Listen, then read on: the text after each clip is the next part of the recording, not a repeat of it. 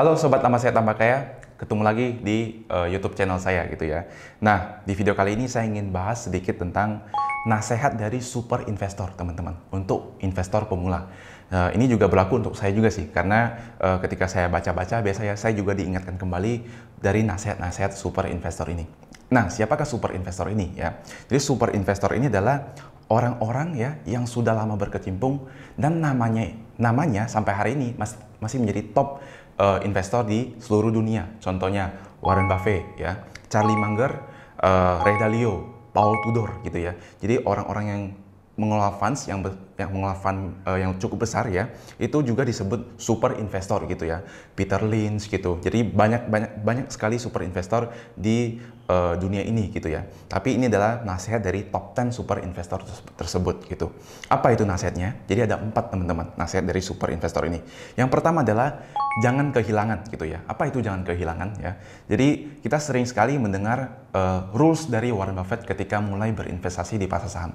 Rules number one adalah never lose money gitu ya. Jadi jangan pernah kehilangan uang kita. Terus yang number two adalah baik lagi ke peraturan nomor 1. Jadi sama aja gitu.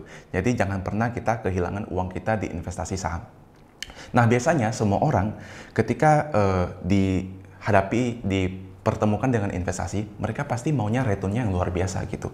Jadi nggak heran kalau, sorry to say, banyak sekali dari teman-teman kita atau kerabat dekat kita yang tertipu oleh money game. Contohnya, kemarin ada satu yang sangat fenomenal gitu ya, saya tidak sebut namanya, yang banyak orang bahkan di lingkungan saya, di kampung saya itu, banyak sekali yang tertipu atau di scam lah gitu ya. Dan uangnya hilang lumayan besar gitu. Kenapa? Karena dia mau yang returnnya yang luar biasa. Tapi dia lupa dengan resiko yang dia hadapi gitu. Apa benar ada yang return yang luar biasa seperti itu? Nah, manajer investasi dunia ya, seperti Ray Dalio, dia bilang, saya nggak peduli tentang menghasilkan uang gitu. Tapi dia lebih takut ketika saya tahu bahwa uang saya akan hilang. Nah, itu contohnya seperti kita ketemu yang money game itu. Nah, kemarin ada teman saya yang WA saya, tanya saya soal ada satu aplikasi ya yang bisa kasih return 1 hari 5%. Itu 1 hari 5%. Berarti 10 hari 50%. 1 bulan 150% ya, kira-kira seperti itu. Kira-kira enak nggak ada aplikasi yang seperti itu? Saya bilang, wah, dari tanda-tandanya ini, dia bilang pertama 1 hari 5%, kedua dia harus ngajak temannya masuk gitu, atau MLM ya. Sorry to say, biasa kalau yang sudah begini ya, itu kita tahu sudah banyak yang seperti kasus ini yang menghilang ketika 6 bulan, setahunan gitu. Jadi teman-teman harus ingat lagi ke peraturannya gitu. Jangan pernah lose money gitu ya. Kalau bisa jangan sampai kehilangan gitu. Nah, ini hal terpenting yang saya lakukan juga, yang saya terapkan supaya lebih baik saya bertahan daripada menyerang gitu.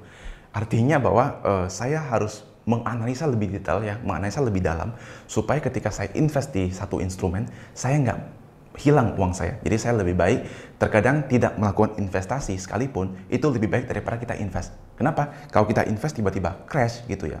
Kita invest tiba-tiba hilang, ya uang kita hilang gitu. Kalau saya bertahan tidak invest, ya uang saya tetap satu gitu, tidak menjadi 0 gitu. Nah, itulah sederhananya ya, jika kita tidak sampai kehilangan, itu lebih baik gitu. Ada satu contoh sederhananya ya. Kalau kita hilang 50% ya, untuk bisa menghasilkan 50% itu kembali, kita harus naik sampai 100%. Contohnya, kita punya 10 juta. Ketika hilang 50%, sisa 5 juta. Tapi untuk 5 juta, naik ke 10 juta, itu butuh naik 100%. Benar ya teman-teman ya? Karena itulah peraturan nomor 1. Jangan sampai kehilangan teman-teman. Itu sangat harus kita tekankan ya. Oke, kita langsung masuk saja ke yang nomor 2. Ada resiko sedikit untuk menghasilkan uang lebih banyak. Nah, itulah ada nggak resiko lebih sedikit untuk menghasilkan lebih banyak? Ada teman-teman.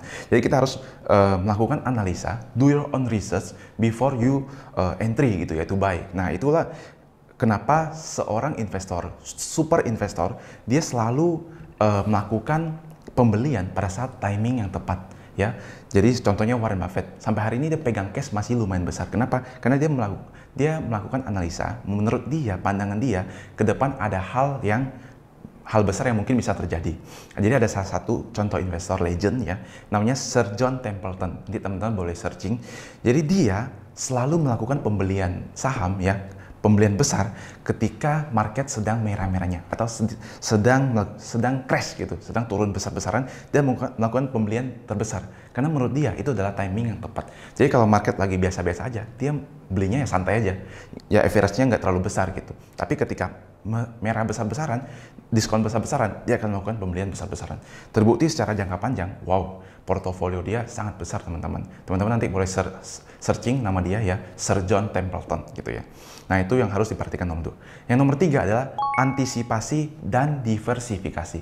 Antisipasi apa nih teman-teman? Antisipasi ya, ketika investor yang sudah berinvestasi cukup lama, pasti mereka tahu akan pergerakan pasar saham.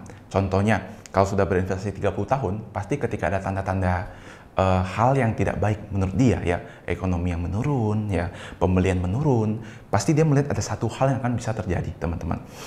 Jadi untuk itu kita sangat harus antisipasi, jadi sedia payung sebelum hujan ya, yang saya sangat sering tekankan. Terus diversifikasi, ketika uang sudah mulai banyak ya, pasti kita mempunyai diversifikasi ke aset-aset yang lain. Contohnya Ray Dalio misalnya ya, fund manager, dia tidak hanya berinvestasi di pasar saham, tetapi ketika uangnya sudah terlalu besar, dia pasti mengalirkan ke emas gitu ya, gold gitu, cryptocurrency ya, real estate gitu. Pasti dia bagi-bagi portofolio kita ke beberapa instrumen. Ini juga terjadi kepada saya. Ketika saya invest 10 juta, saya all in di saham doang. Tapi ketika saya punya 1 miliar ya, saya akan masuk ke instrumen lain. Contohnya, saya juga invest di bonds gitu ya. Saya juga invest di cryptocurrency dulu. Jadi kalau sekarang sudah tidak, tapi saya masih menunggu timingnya gitu. Nah itu yang saya alirkan ke beberapa instrumen karena supaya juga efektif ketika dana sudah besar dan bisa saya biarkan uang saya juga bekerja di tempat yang lain juga gitu. Dan tentunya diversifikasi ke sahamnya lebih banyak. Ketika dulu yang bisa cuma pegang 3 saham, 4 saham, sekarang bisa 6 sampai 7, 8 saham. Karena uang sudah lebih besar, kita sudah bisa mengalirkan lebih banyak lagi teman-teman. Nah itu nomor 3. Sekarang yang nomor 4 gitu, saya menemukan semua hal yang sama dan ini juga ditekankan oleh super investor adalah selalu belajar dan menggali potensi kita.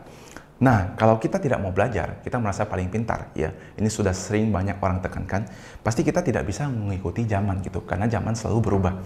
Contohnya Warren Buffett yang tidak invest di saham digital ya dari dulu, dia mulai invest di saham digital meskipun portofolionya lebih kecil ya, karena dia tes gitu. Mungkin dia melihat potensi-potensi ke arah sana. Nah, ini yang harus kita tekankan ke dalam hidup kita. Harus punya satu prinsip yang selalu belajar gitu ya, selalu haus untuk mencari tahu apa itu hal baru gitu. Karena dunia ini cepat sekali sekarang untuk keep berubah terus ya. Ini juga yang mentor saya tekankan, yaitu punya prinsip never ending improvement. Jadi selalu belajar dan menggali potensi diri kita sendiri. Karena kalau kita selalu belajar, ya, tidak pernah berhenti belajar, berarti tidak pernah berhenti juga untuk menghasilkan apa? Menghasilkan portofolio kita yang lebih besar, menghasilkan uang yang lebih besar.